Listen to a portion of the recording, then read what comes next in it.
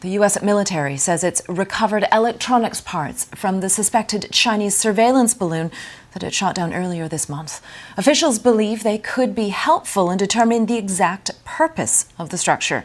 Beijing said it was a platform to monitor the weather. The search is continuing for the wreckage of 3 other objects shot down last weekend that have so far not been identified. Here's our North America correspondent Peter Bowes. The salvage operation to retrieve the balloon shot down by the US military earlier this month. These new images show it being dragged onto a boat off South Carolina. US officials said it was being used by China to monitor sensitive military sites, but Beijing insisted it was a weather platform that had blown off course.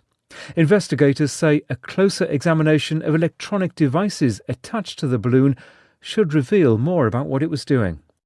But there are no such clues to the identity of the 3 additional objects that were brought down in Canada and the US states of Alaska and Michigan between last Friday and Sunday.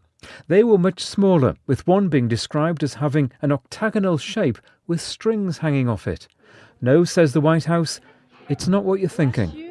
I know there have been questions and concerns about this, but there is no indication of aliens or extraterrestrial activity with these recent takedowns. I'm just, I loved E.T., the movie, but I'm just going to leave it there. Laughter from the White House press corps, but why was it necessary to shoot the objects out of the sky? Senior US government officials say they pose no danger to people on the ground, but they could have been a threat to civilian aircraft, and there's a chance they too could have been spying on America.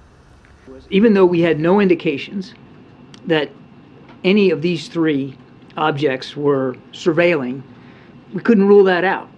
And so you want to err on the side of safety here in terms of protecting our national security interests, and the fact that these objects could have and likely did at some point in their path transit over potential military sites of ours or sensitive sites.